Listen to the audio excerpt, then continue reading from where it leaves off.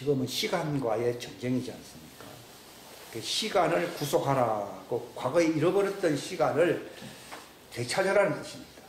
그 시간을 많이 잃어버렸다는 것이죠. 그래서 저도 하나하나 가지고 뭐 이렇게 교제를 하고 싶은 마음이 없고요.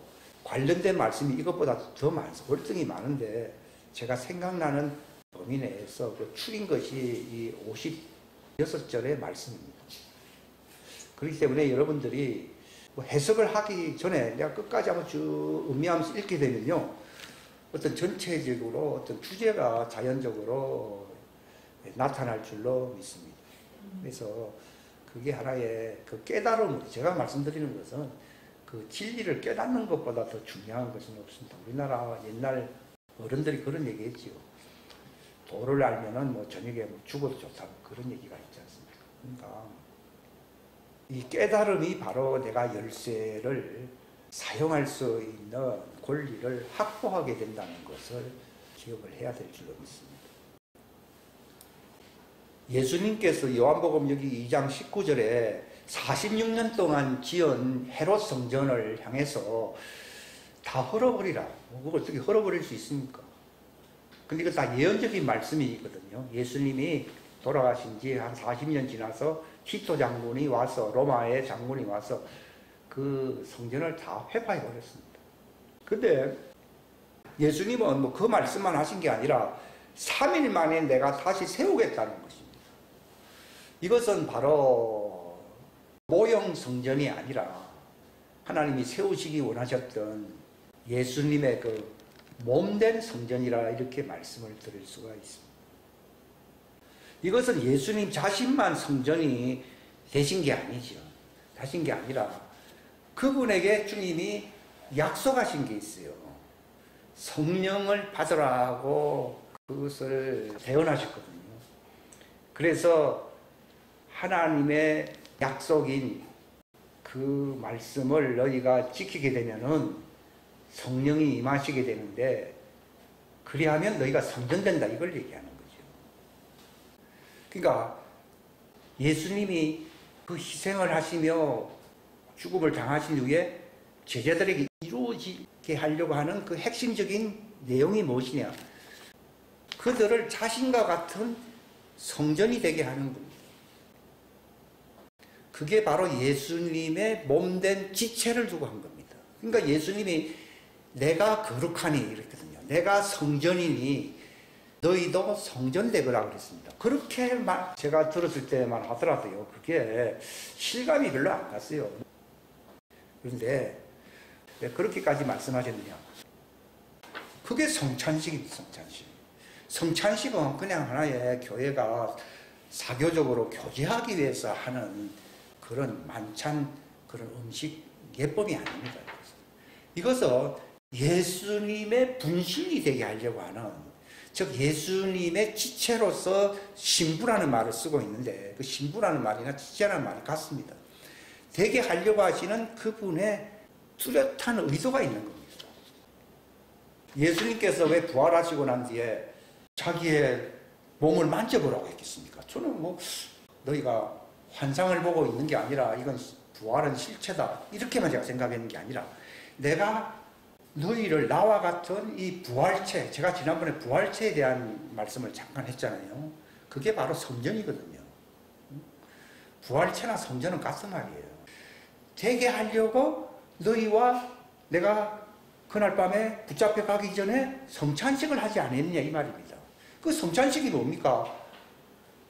의식을 통해서 예수님은 진리를 말씀하셨는데, 그때는 구약시대이기 때문에 의식이 필요했던 거예요. 아무튼 예수님께서 내가 너희들과 이 성찬의 음식을 나누기를 고대하고 기다렸다, 이렇게 누가복음의 22장에 나와 있잖아요. 뭐 그렇게 고대한 모양이다, 이게 아니라 일생일대의 구약 성경의 그 모든 말씀보다도 무게가 훨씬 무거운, 바로 너희와 정원하기 위해서 이 마가 다락방을 빌려서 내가 너희와 이 성찬 예식을 갖기를 원했다는 겁니다. 그게 왜 거룩한 의식이냐면 결혼식이에요. 결혼식은 하늘에서 하는 것이지만 약혼식이 바로 유대인의 하나의 정혼식이거든요. 그 정혼식을 하려고 예수님이 그 자리를 마련한 것이에요.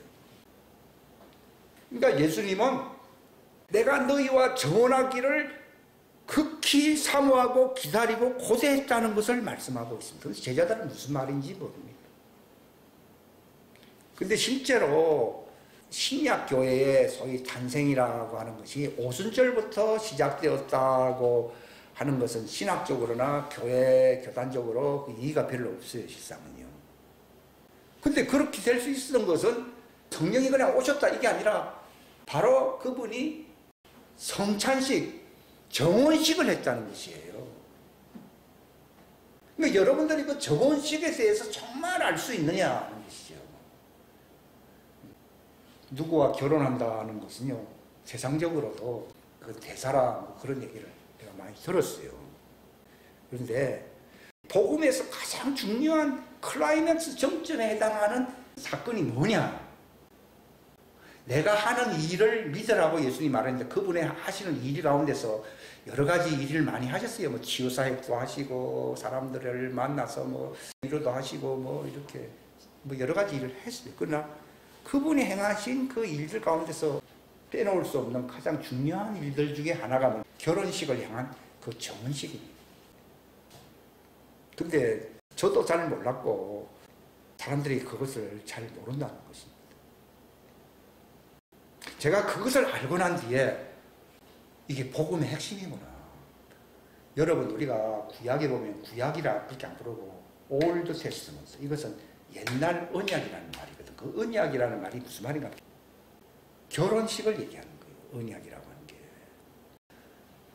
하나님이 그 시내산에 모세를 통해서 200만이 넘는 사람들을 모은 목적이 있어요. 출애굽도 하나의 과정이고 홍해를 통과한 것도 과정이고 뭐 메추라기를 떨어진 것도 기적이지만 그것도 하나의 과정일 뿐이고, 하나님이 그 중요시하는 그 어떤 행사가 뭐냐? 하나님이 강림했어요.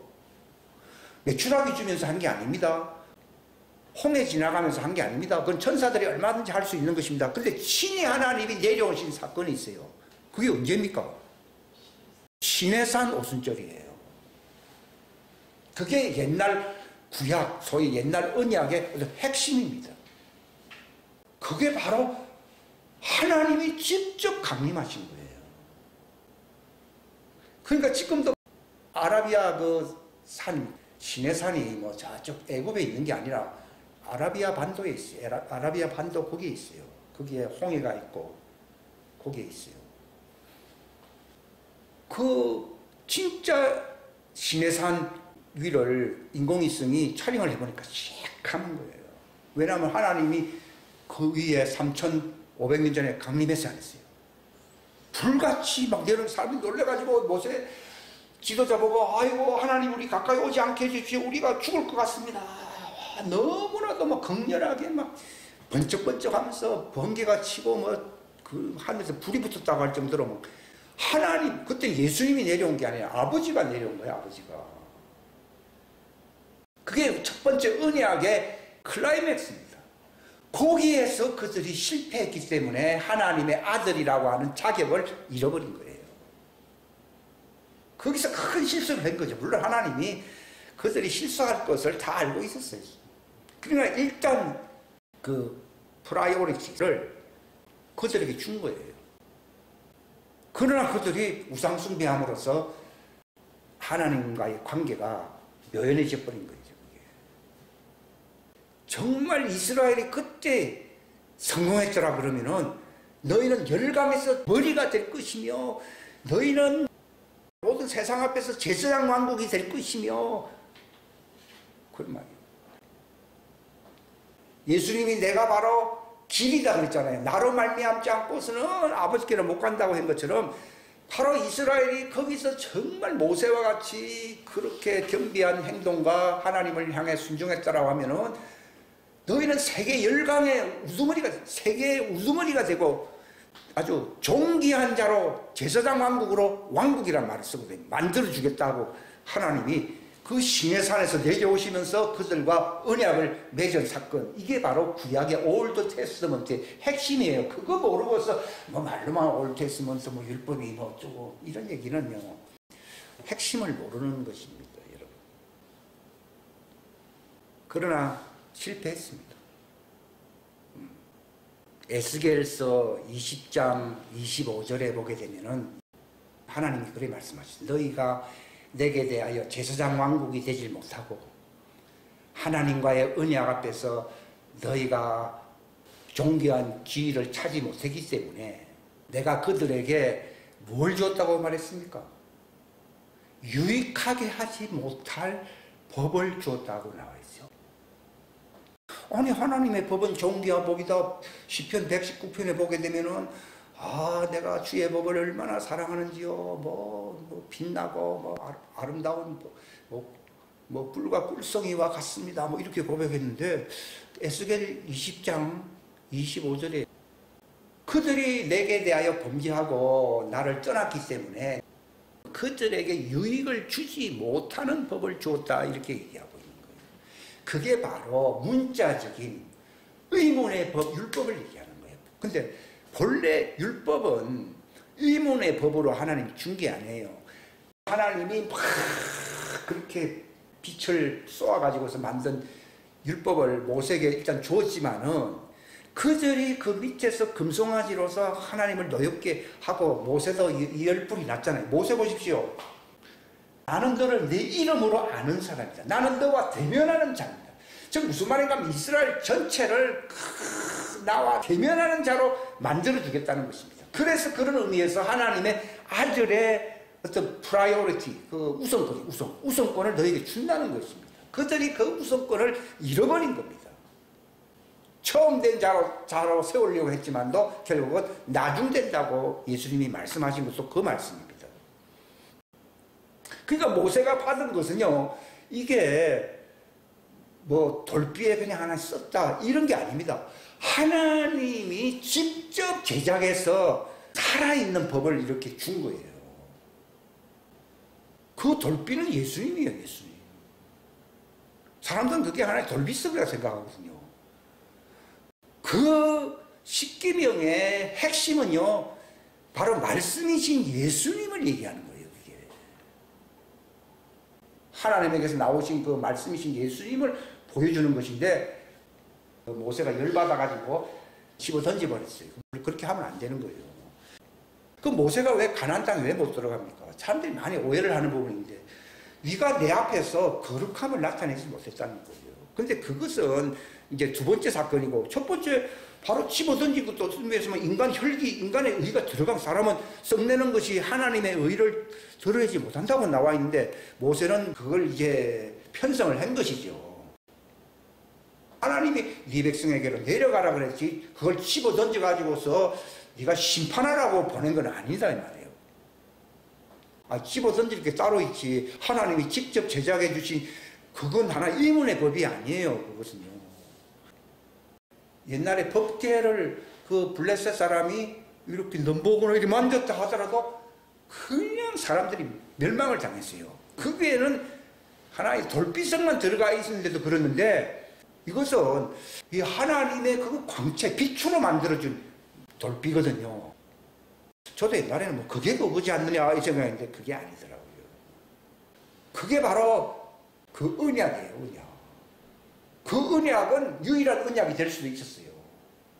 그러나 실패한 거예요. 그러니까 올드 언약이 돼버린 거예요, 이게. 그러니까 모세 자신도 예수님과 같은 수준이 아니니까, 자기도 실수를 한 것이고, 하나님은 그걸 이미 아셨기 때문에, 그러면 땅에 있는 그 산 밑에 있는 그 바위에서 떨어져 나간 조각을 가지고서 내게로 갖고 오라. 그것은 이제 하나의 의문의 법입니다. 하나님이 모세에게 직접 만들어서 준 것은 그런 법이 아니에요. 그런 게 아니에요. 그런데 그걸 가져오라고 한 거예요. 그래가지고 그 이전에 썼던 것을 하나님이 기록해 주시긴 하셨지만은, 그것을 가리켜서 의문의 법, 지난번에 의문의 법에 대해서 말씀드렸잖아요. 그게 바로 유익을 주지 못하는 법이다 이 말입니다. 즉 그것으로 말미암아 죄가 사해지거나 본래 언약궤가 왜 지성소에 왜 있습니까? 거기가 바로 은혜 베푸는 장소, 시언자가 되는 거예요. 지성소의 핵심은 하나님 은혜 베푸시는 장소라는 것입니다. 은혜 베푸는 장소에 뭐가 있는 것이냐? 하나님의 언약의 말씀이 있는 것이에요. 언약의 말씀이 있는 곳. 그러니까 도움이 되지 못하는, 너희들에게 유익을 주지 못하는 법이라고 하는 것이 하나의 모형으로 전환되었다는 걸 얘기하는 겁니다. 만약에 그런 사건이 없었고 본래 모세가 하나님의 영광을 보여주십시오 하니까 하나님이 그 앞에 나타나서 나는 이런 하나님이다 하면서 막 선포하면서 지나갔잖아요. 바로 그것이 모세가 일어나는 게 아니라 그 많은 이스라엘 사람들이 원하기만 한다면 하나님이 그들에게 나타나심으로써 제사장 역할을 할 수 있는, 예수님과 같이 제사장 역할을 할 수 있는 그런 사람으로 만들어주겠다는 걸 얘기하거든요. 근데 그 기회를 놓쳤다는 것이, 그게 정말 안타까운 것이죠. 그러니까 유익을 주지 못한다는 말이 필요 없다 그게 아니라 유익이 없다는 말은 효력이 없다는 뜻이거든요. 효력이 없다는 말은 진리가 아니다는 거예요. 근데 본래 율법을 줄 것은 효력이 없게 하려고 준 법이 아니에요. 단순히 육체의 예법으로서의 가치만 있는, 존재의 가치가 있는 것으로 주어진 게 아니라 바로 모세와 같이, 모세는 바로 그 하나님의 그 말씀이 어떻게 주어졌는가를 눈으로 목도했잖아요. 그런 것처럼 하나님의 말씀이 그들 앞에서 이렇게 효력을 발휘하는 말씀이 된다 이 말입니다. 그러면 효력이 없는 게 아니라 그들에게 유익을 주지요. 그러나 본래 시내산에서 그들을 만났던 그 목적이 실패한 거예요. 일단 실패한 것이고, 그럼 어느 때까지? 히브리서 보면 어느 때까지요? 개역의 날까지 이를 보관해 두셨다라고 하는 말이 있지요. 그 개역이 뭐란 뭡니까? 효력이 있을 때까지라는 겁니다. 그 효력이 언제입니까? 예수님이 오실 때입니다. 어떤 율법사가 예수님께 나와가지고 어떤 계명이 뭐 크고 뭐 어떤 계명이 위대합니까? 뭐 등등 예수하니까요. 예수님께서 그게 대해서 야, 이제 율법 시대는 끝났다. 나를 믿어라. 이렇게 말을 한 게 아니라 바로 옛날에 그분이 그 이스라엘과 함께 있었잖아요. 예수님이. 아버지가 나타나시는데 뭐 말씀이신 그분이 거기에 있지 않았겠습니까? 있었다 이 말입니다. 그때 어떻게 그들이 그 영광을 잃어버렸는지를 어느 누구보다도 확실하게, 다른 사람들은 100년 지나면 다 죽었지만 예수님은 그 예수님 오셨을 때부터 1500년 전이잖아요. 1500년 전부터 어떻게 진행되어 왔는가를 다 아시는 분인데 율법사가 와가지고서 어느 계명이 뭐 큽니까 등등 얘기하니까요. 예수님이 야 이제 끝났다. 이제는 모세에 대해서 신경을 쓰지 말아라. 이렇게 말을 한 게 아니에요. 예수님은 그때 효력이 없어졌는데 예수님은 무슨 말을 했습니까? 나는 그게 효력이 없기 때문에 피하려고 왔다 했으니까 회복시켜 주겠다고 했습니까? 회복시켜 주겠다. 그러니까 예수님 안에는 율법도 있고 율법보다 더 큰 법도 있다는 것을 이미 암시하고 있는 거예요. 그러니까 예수님이 그 말 들었을 때 그 옛날 왜 1500년 전 뭐 실패했던 모세 얘기 왜 끄집어내느냐. 아이고 뭐 옛날 법궤도 뺏기지 않느냐. 사무엘 시대도 법궤 뺏겼잖아요.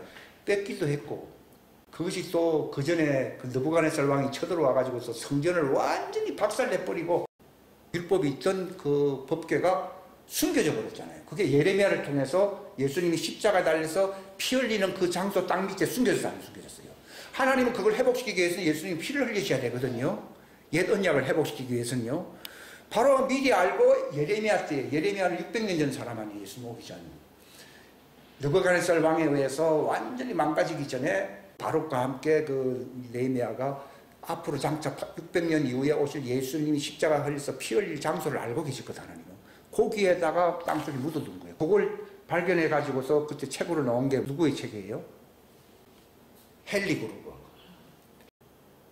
근데 어떤 사람이 그 법궤가 있을 것 같다 해가지고 딱 들어갔는데 천사들이 거기 딱 예수님 오실 때까지 지키려 안 지키래요. 딱 지키고 있다가 그 잘못 들어갔다가 뭐 죽었다는 그 책의 내용 보면 그런 내용도 비슷한 내용이 있어요. 근데 하나님은 어떻게 율법을 회복시키느냐? 그 비사가 많습니다. 예수님이 십자가 왜 하필 그 골고다 그쪽이냐? 그게 예레미야가 거기 밑에 그 법궤를 숨겨놓았던 것이에요. 그래서 거기에 피가 떨어짐으로써 율법을 완성했다고 하는 것을 가리키는 거예요. 이 사람들이 의식하에 율법하에 있으면서 율법 폐기론 시대에 지금 살고 있잖아요. 아, 복음 믿습니다 하면 구원받는다. 다 사기입니다. 사기예요. 그렇다고 해서 하나의 의식으로 따른다는 것도 그것은 지식이 부족한 것입니다. 형식이고 의식이지 그게 진리가 아니라는 말을 지식이 부족하다 이런 말을 쓰고 있습니다. 내 백성이 지식이 부족하다. 진리에 이르지 못했다. 많이 배웠지만 진리에 이르지 못하기 때문에 망한다 하는 말을 성경에 쓰고 있잖아요. 그러니까 예수님을 통해서 율법이 완전히 폐기되는 게 아니라 율법 그 이상의 존재로 만들어준다고 하는 것이 이게 예수님의 새 언약을 얘기하는 것이에요. 이것도 성령님이 가르쳐 주셔야 됩니다. 율법과 복음이 어떤 조화를 이루고 있느냐를 알고 있어야 돼요. 로마서 8장에 보게 되면은 사람의 육체가 연약하기 때문에 율법의 의를 이루지 못한, 그래서 그 율법에 의해서 그들이 이제 사망에 이르게 되었는데, 그래서 율법이 그들에게 유익을 주지 못했다 이 말이거든요. 아무리 의식을 행하고 뭐 이렇게 율법의 그 의식이 많잖아요. 도움이 되지 못했다는 것이죠. 그러나 하나님은 그걸 회복시킬 수 있는, 하나님은 하실 수 있다는 말은 그게 뭘 하실 수 있다는 겁니까? 그게 본래 율법을 주신 그 효력을 회복시킬 수 있다는 걸 얘기하는 겁니다. 그런데 이것을 오늘날 복음이라고 하는 이름만 갖고서 율법을 폐기하려고 하는 쪽으로, 하나의 구원론파적으로 율법 폐기론자로 가고 있습니다. 지금 율법을 완성하는 분으로서 그분을 받아들이는 것이 아니고, 그러니까 할 수 없게 된 것은 의식으로는 할 수가 없거든요. 근데 하나님은 하실 수 있나니 이렇게 된다. 그게 중요한 거예요. 어떻게 해요? 그 예수님을 우리와 같은 율법 아래의 모습으로 죄 있는 육체의 모양으로 오시사 그분이 죄를 담당함으로 저주를 받음으로 죽으심으로 말미암아 이제 율법이 유익을 주지 못하는 것은 이제 그들에게 의식법은 그들에게 어떤 영향력을 끼친다는 것입니까? 죄와 사망의 법인 거예요. 근데 본래 하나님 율법을 준 것은 너희들은 죄 아래 갇혀 있고 멸망하라 하는 의미에서 준 게 아니라, 장차 오실 그 예수님을 바라보면서 너희가 제사장 왕국이 되어 열방의 가장 그 빛나는 민족이 되어서 많은 민족들을 하나님께로 인도하는, 중보하는 백성이 되어라 하는 의미에서 시내산에서 그들과 언약을 맺은 겁니다. 그러나 그게 실패한 것입니다. 그러나 하나님은 그걸 재건하신 것입니다. 그러니까 예수님께서 이 율법하에 있는 이 예루살렘 성전을 헐거리라고 한 거예요. 그래고 내가 세우겠다고 말했거든요. 한 것은 자신의 몸된 성전을 두고 말씀을 하신 거예요. 그렇기 때문에 하나님의 자녀든 또 소위 말한 아담의 후예든 간에 그들은 예수님이 약속하신 성령이 오시기 전까지는 다 율법 아래에 있는 것은 다 똑같습니다. 그러면 예수님께서 어떻게 그걸 회복시켜 주셨느냐? 아버지께서 보내시는 성령님, 내 이름으로 오실 그 성령님으로 말미암아 너희가 육체에 속한 자가 아니라 새로운 피조물로서 다시 태어나게 된다는 것을 얘기한 것이에요. 근데 이게 육체 안에서 바로 이 땅에서 바로 이루어지는 자들은 하나님의 자녀고, 모세의 후예들, 아담의 후예는 실패했잖아요. 그들은 나중에 아브라함의 무덤에서 나오게 해서 다 단체로 나오게 합니다. 그들 회개했던 자들요. 나오게 해서 하나님이 지정하신 장소로 그들을 이끄십니다.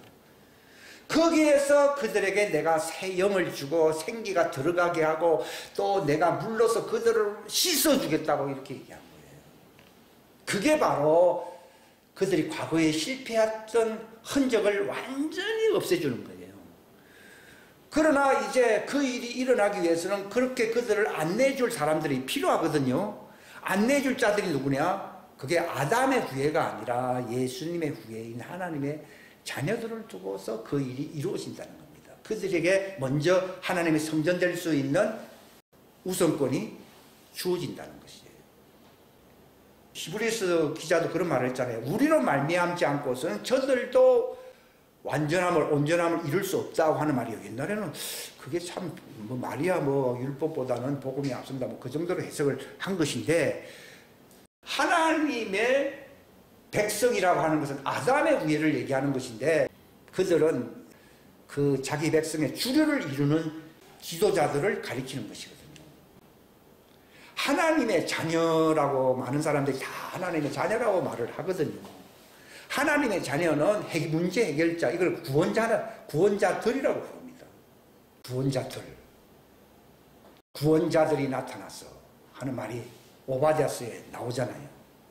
에서의 민족을 심판할 것이다 하는 말이 나옵니다. 예수님께서도 그 예수님 제자들은 문제 해결자들, 구원자들, 아버지가 나를 구원자로 보낸 것처럼 나도 너희를 구원자들로서 보낸다는 걸 얘기하는 겁니다. 그러니까 예수님이 성령을 받으라고 한 말은, 아담의 후예는 이미 큰 우상 숭배제를 지었고 그들을 만방에 헛어버렸기 때문에 그런 성령을 받을 수 있는 자격이 없어요.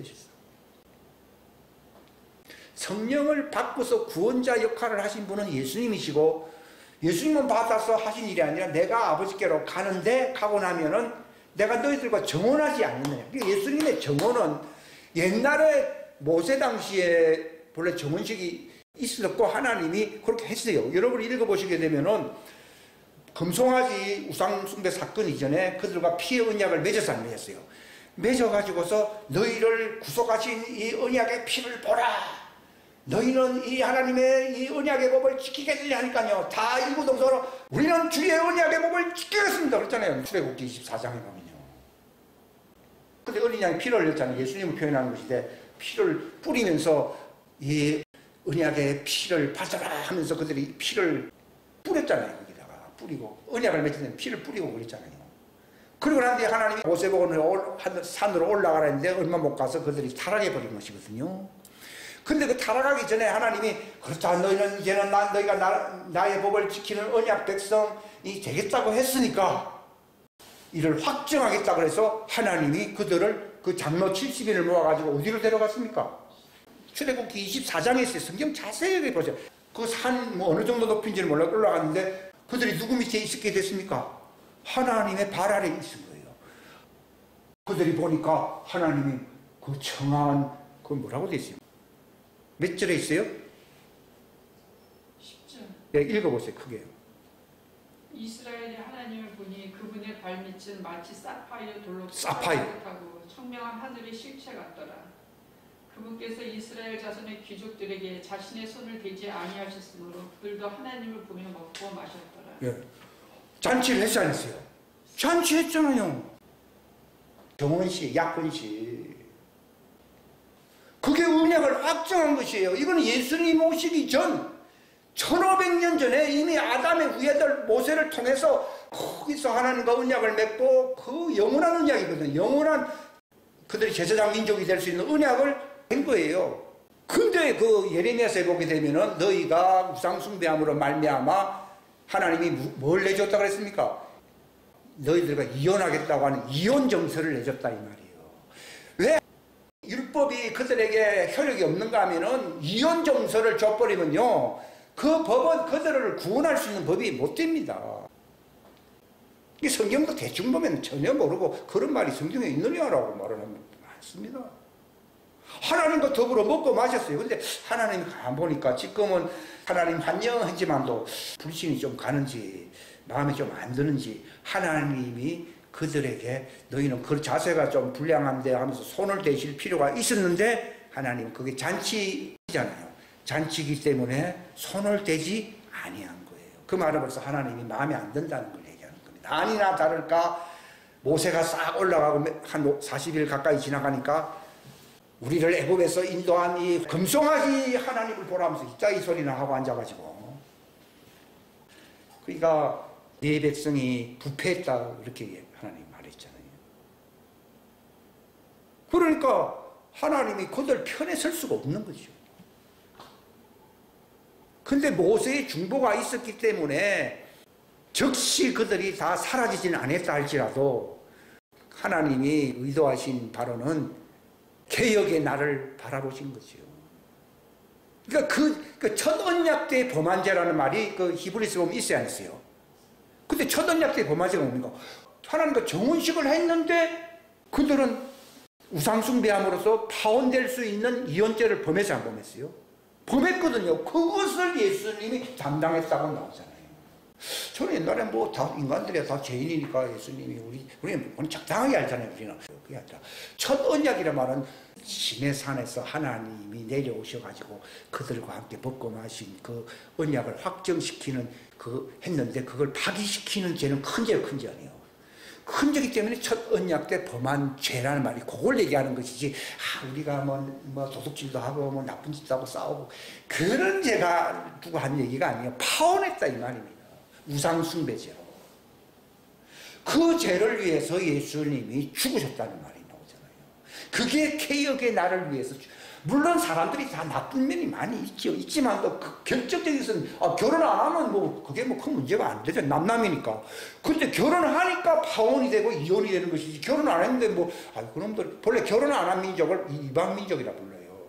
이방 민족이라는 말이 저 이스라엘 땅에 사는 사람은 본토민이고 그 바깥에 사는 한국이나 중국에 사는 사람들은 이방민이다 그런 얘기가 아니에요. 결혼한 사람은 하나님의 백성이고 이스라엘이고, 이스라엘이란 말이 하나님과 결합을 했다는 걸 얘기하는 거예요. 결합한 민족. 근데 진짜 사람들이 잘 모르고 있어요. 저기 이스라엘 사람들이 저 나라에 막 이렇게 폭격이 날라오고 땅은 거룩한 곳이에요. 하나님이 그곳에 오시겠다고 했으니까.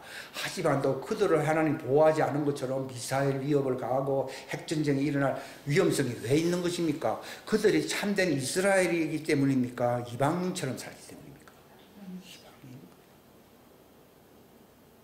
그러니까 지금 오늘날 저도 그게 대해서 많이 동조하고 그들을 많이 위해 주려고 노력을 했는데, 그건 하나님이 오실 때 야 그렇게 하지 마라, 억지로 하지 마라. 이방민족이라고 하는 것은 나와 언약이 없는 자들을 이방민족이라 한다. 아무리 본토 거기에 살았다 하더라도 하나님과 언약 관계가 안 맺으면은 하나님 백성이 아니에요. 아니에요. 자기 백성 아니에요. 그러니까 뭐 거기에 살면서 노력을 많이 하는데 왜 이런 어려운 일을 당하느냐 사람들이 그렇게 말을 하잖아요. 그 해답이 뭐냐? 너희는 이방인이라는 거예요. 도리어 그 땅에는 살지 아니한 것처럼 보이니까 본토 민족은 아니지만은 다른 곳에 산다 하더라도 아브라함이 본래 그 이스라엘 그 땅 출신입니까? 아니면은 저기 그 유브라데 강 건너편에 아브라함 고향 이름이 뭐예요? 갈대아 우르. 갈대아 우르 거기는 유브라데 강 건너편이에요. 그래서 강을 건너왔다 그래서 히브리라는 말은 하바르라는 말에서 왔는데 그건 강을 건너다는 말이에요. 강을 건너야만이 하나님의 약속한 땅에 올 수가 있거든요. 그래서 하나님의 약속의 땅에 강을 건너 온 민족이라서 히브리 민족이라고 부르는 거예요. 그러니까 본래 아브라함도 본토 민족이요 아니면 이방 땅에 있었습니까? 이방 땅에 있었잖아요. 이방 땅에서 뭐 하던 사람이었습니까? 자기 아버지는 우상 장수입니다.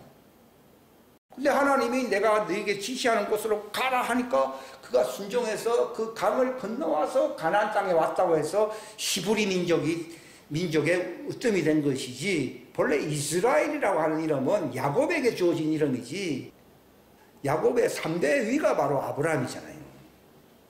그러니까 아브라함은 본래 이방인이에요. 근데 하나님의 말씀을 들었기 때문에 그와 창세기 15장에 보면 언약을 맺고 할례 언약을 창세기 17장에 맺었잖아요. 그래서 언약의 아버지, 그래서 믿음의 아버지라는 말이에요. 이게. 믿음이라고 하는 것은 언약 관계에 있을 때의 믿음이라고 하는 것이지, 믿습니다, 잘 될 줄 믿습니다 그러면 그것은 마귀 소굴이 되는 것이지 하나님의 성전되지 않습니다. 본래 언약이라고 하는 것은 하나님의 성전 만들기 위해서 언약을 맺는 거예요. 하나님은 그 언약이 바로 그분의 이름이거든요. 그 이름을 위해서 언약을 맺었기 때문에 의의 길로 인도한다고 시편에 보면 나와 있어요. 그래서 우리가 기도하는 것도 아버지 그 언약의 그 이름, 우리는 무조건 뭐 이름이라는 그 언약을 맺어주신 그 이름, 하나님이 자기 이름을 두고 맹세한 것이 그 언약이거든요. 그 이름이 정말 실패하지 않아야 하나님이 정말 특별한 하나님이 되잖아요. 거룩이라는 말은 성별이라는 말이 특별하다는 뜻입니다.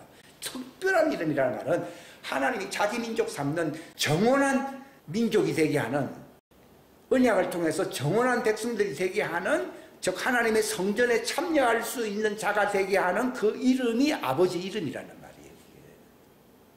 그러니까 그 이름을 거룩하게 하시옵소서 이렇게 되는 거예요. 하나님의 그 언약이 이루어지게 해주십시오. 이렇게 기도하는 거예요. 왜냐하면 하나님의 왕국은 어떤 민족들로 구성되는 겁니까? 그 언약에 참여한 사람들로 구성되는 거예요. 내가 그 언약을 버리게 되면은 하나님이 우리와 관계가 끊어질 수밖에 없어요. 본래 할례를 받는다는 것도 언약을 확실하게 하려고 하는 거예요. 창세기 15장의 언약의 조상으로서 그는 내 친구다. 하나님이 아브라함을 내 친구라. 그는 나와 정원한 믿음의 아버지라는 것입니다. 이를 더 확고하게 하려고 할례를 해놓은 거예요. 할례를. 그 할례라 하면 또 결혼식 때문이에요. 그러니까 성경책은 두 개의 결혼식 책이에요. 신의 산. 하나는 그것을 범한 그 하나님을 이혼하게 만들었잖아요. 그 죄, 첫 언약 때 범한 그 죄를 예수님이 그렇게 십자가상에서 비참하게 돌아간 거예요. 그러니까 하나님이 어찌하여 나를 이렇게 비참하게 버려버렸잖아요. 이제는 첫 언약 때 그 시내산에서 맺은 그 언약을 파기하고 하나님이 그를 괘씸하게 여기고 당장 멸해버리고 모세야 너 민족을 통해서 다시 하자 하니까요. 아이고 하나님 고정하십시오. 다른 사람들이 생각할 때 어떻게 생각하겠습니까? 하나님의 이름을 오해를 갖지 않겠습니까? 그런 말을 막 함으로써 그 중보해가지고서 겨우 살려낸 것이잖아요. 그러나 그것만으로서 하나님의 화해가 풀린 게 아니고 예수님이 오셔가지고서 그 첫 언약 때 범한 죄를 담당해서 십자가상에서 마치 뭐 나는 사람이 아니요 벌레라고 할 정도로 시편 22편에 보면 벌레라고 할 정도로 벌레 밟아버리면 그거 볼 게 있습니까? 완전히 십자가상에서 난도죄를 당해버렸잖아요. 그러니까 여기 본문에도 보게 되면 그리스도가 우리를 거룩한 성전, 이 거룩이라는 말은 하나님의 언약 백성으로서 결혼의 대상인 성전되게 한다 이 말입니다. 성전 개념이에요. 되게 하려고 그것을 하나님의 마음을 완전히 없었던 일로 되돌릴 수 있는 길은 그 영원하신 의로우신 예수님이 그렇게 비참하게 첫 언약 때 범한 죄를 위해서 돌아가신 거예요. 큰 소리를 치면서 어찌하여 하면서 막 하지 않습니까? 그럼 예수님이 겟세마네 동산에서 땀방울이 핏방울 되기까지 하나님 할 수만 있다면 이 잔을 내게서 옮겨달라 했잖아요. 그게 진노의 멸망케 할 가정한 진노의 포도주. 이걸 예수님이 마신 거예요. 그것은 단순히 뭐 죽는다는 표현을 쓰지 아니하고 갈라디아서에 보게 되면은 나무에 달린 자는 좀 어렵게 죽었다 이렇게 돼 있습니까? 저주받았다고 돼 있습니까? 저주받아 화 있는 자에게 저주를 임하잖아요. 예수님이 바로 화가 임해가지고 저주를 받았는데 무슨 저주냐? 하나님과 이혼한 죄거든요. 그 율법의 저주에서 우리를 건져냈다고 그러잖아요. 그러면서 새 출발을 할 수 있다는 거예요. 근데 이걸 정말 알게 되면은 완전히 새로운 법이 무슨 법입니까? 복음에서 새로운 법은 생명의 성령의 법이거든요. 그것을 정말 알고 내가 그런 짓을 했던 사람이었습니다 라고 회개하는 거예요. 사람들은 뭐 도둑질 좀 하고 내가 좀 남의 거 떼먹었습니다 이 정도가 아니고 성질 좀 낸 이런 나쁜 사람이라는 정도가 아니라 바로 하나님을 노여움을 사가지고 완전히 예수님 자기 아들을 밟아버리지 아니하고서는 하나님의 노가 사라지지 않는다는 거예요. 그러니까 예수님이 이 멸망케, 자기가 멸망하잖아요. 멸망케 할 가증한 진동의 포도주 마시고 돌아가신 거예요.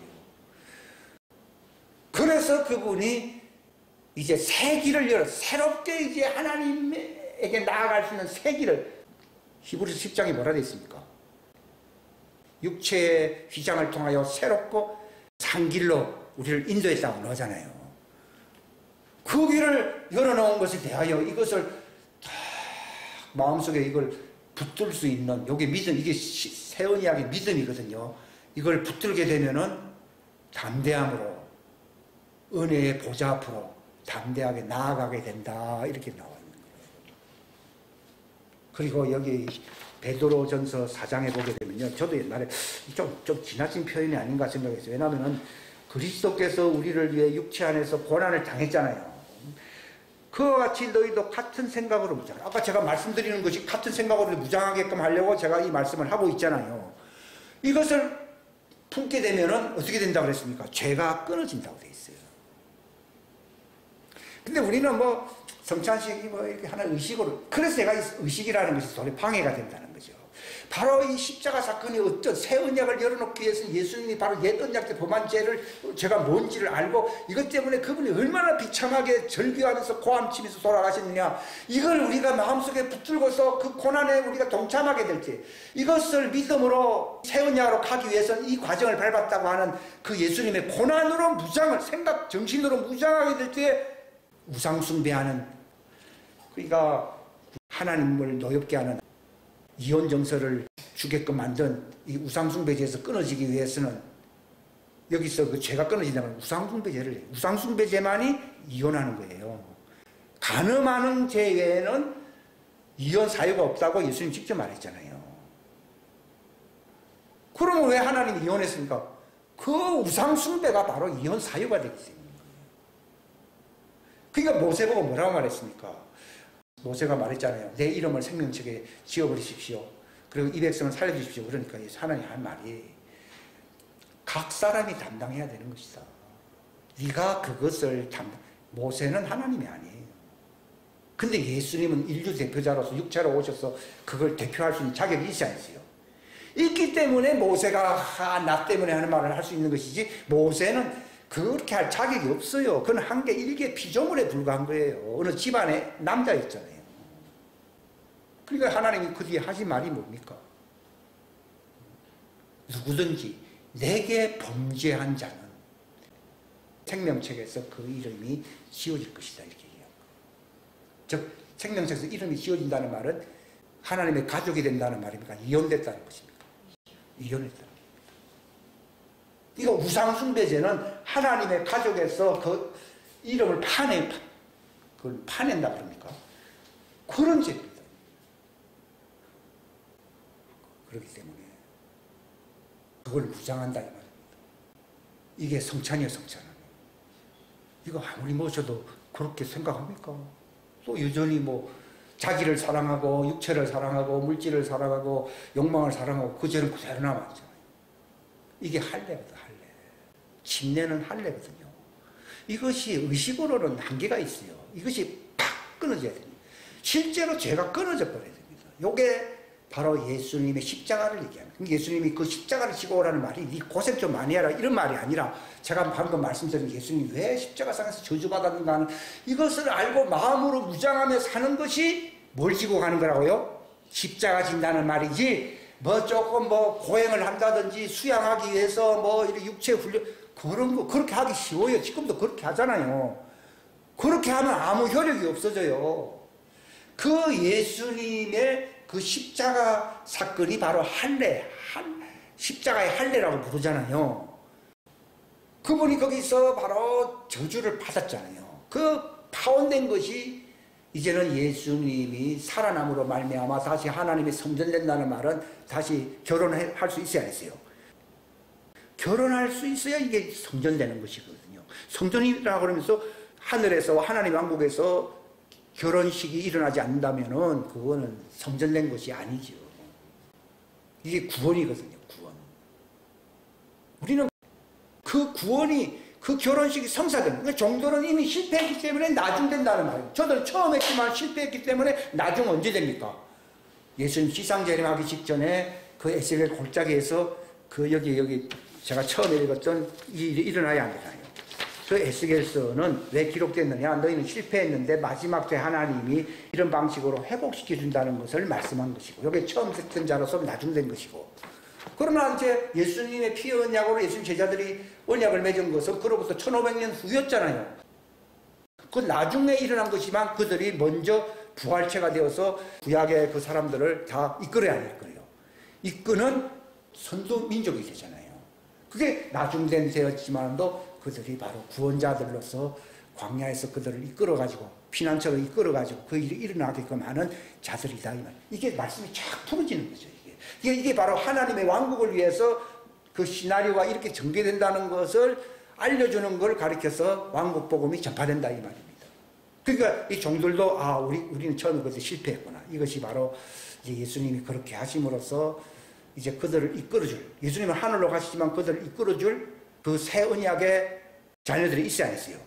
그들을 통해서 마지막 때에 거기에 피난처에서 회복되는구나 하는 이 시나리오를 확실하게 알고 있어야 돼요. 그렇기 때문에 예수님이 너희 말을 듣지 아니하면은 패망한다 하는 말이 나오지 않습니까? 그 입에서 불같은 말씀이 나오는데 그 말에 대해서 대항하는 걸 가리켜서 무슨 죄를 범한다고요? 성령 해방죄라고 부르는 거예요. 해방죄. 두 번째 기회를 줘야 안 줘요. 이제 첫 번째는 예수님 때문에 이제 새 출발할 수 있는데, 이제 두 번째는 예수님이 자기 제자들을 이렇게 성령 받으라고 하면서 어떤 일을 하려 했습니까? 죄들을 사해주라.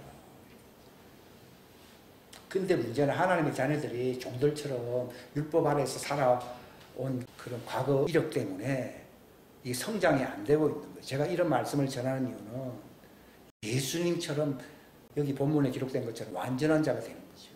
이 언약의 진리의 말씀을 듣게 되면요, 예수님의 형상으로 완전하게 가는 거예요. 그럼 그 배에서 뭐가 흐르게 됩니까? 예수님처럼 생명의 말씀이 흘러가게 됩니다. 그게 내가 하던 일을 너희도 하게 된다는 말을 예수님이 쓰게 되는 것입니다. 그 일이 일어나게 나는 것이 이제 얼마 안 남았다는 걸 얘기해요. 왜냐하면 그 과거에 우리도 뭐 그냥 구원파적인 또는 뭐 이렇게 해서 뭐 믿기만 하면 주여 주여 하면, 성경은 주여 주여 하는 자가 하나님 왕국에 들어가는 게 아니라 하나님의 뜻을 행한다 그랬거든요. 하나님 뜻이 뭡니까? 바로 이 하나님 왕국의 시나리오를 알고 지금 어떤 시대이기 때문에 이 새 언약의 마지막 때에 내 영을 부어준다고 하는 이 말씀의 영을 바꿔서 주님의 신부가 되어야 된다 이 말이죠.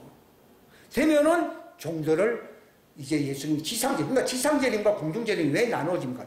공중재림은 처음 되는 자를 가리킨 것이고 지상재림은 나중 되는 자를 가리킨 거예요. 그들이 왜 나중 되느냐? 그들이 본래 처음 됐어야 안 됐어요? 처음 됐어야 했는데 실패했다 이 말이에요.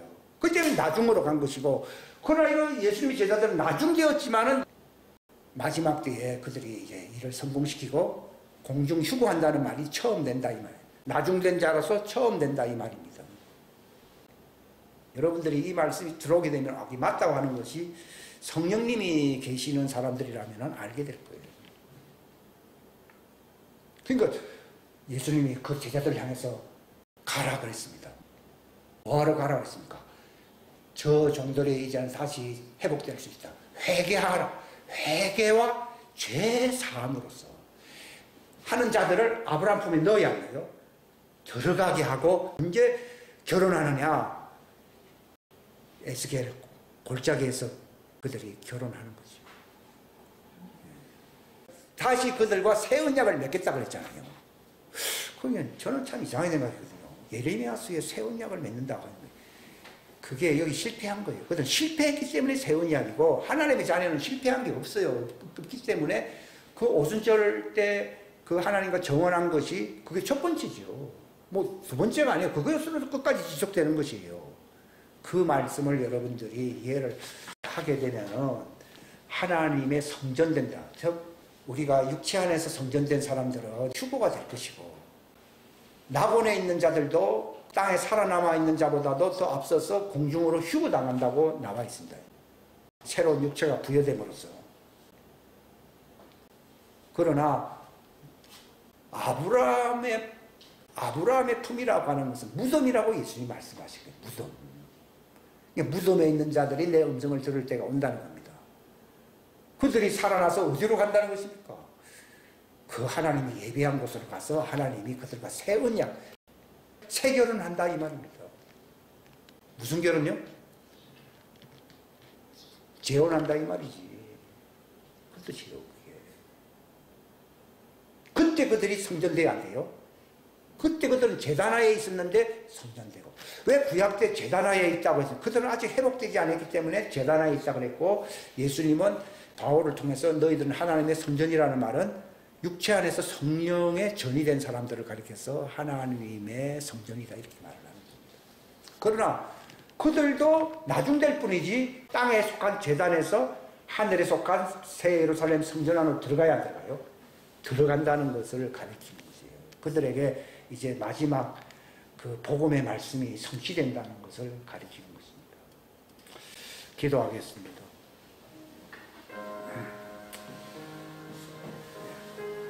하나님 아버지 감사합니다. 우둔한 자의 진영을 깨우치사 진리를 더 깊이 알게 하시며 성령이 이끄시는 그 모든 진리 가운데로 인도받을 수 있도록 축복해 주시기를 바랍니다. 사람의 능으로 힘으로 할 수 없사오니 성령께서는 자초지정 모든 것을 아시오니 각자의 길을 지도하고 인도하실 수 있는 분은 하나님이시니 그 하나님의 정하신 그 법에 온전히 순종함으로 영생에 이르는 자들이 될 수 있도록 축복하여 주옵소서. 진리 안에서 이제 주님이 주시는 참된 자유와 그 평안과 기쁨을 누릴 수 있도록 도와주시옵소서. 우리가 이 모든 많은 말씀들 다 감당할 수 없사오나 우리가 부분적으로나마 그 성경의 한 단편을 통하여 이 하나님의 의도를, 하나님이 이끄시는 그 목적을 이해할 수 있도록, 그 왕국 복음의 실체에 접근할 수 있도록 인도하시옵소서. 이 복음이 온 세상에 전파됨으로써 이제 주님의 재림의 길을 예비하는 그 역할을 감당할 수 있도록 도와주시옵소서. 함께하여 주시기를 간절히 바라옵고 주 예수님의 이름 받들어 간절히 기도하옵나이다.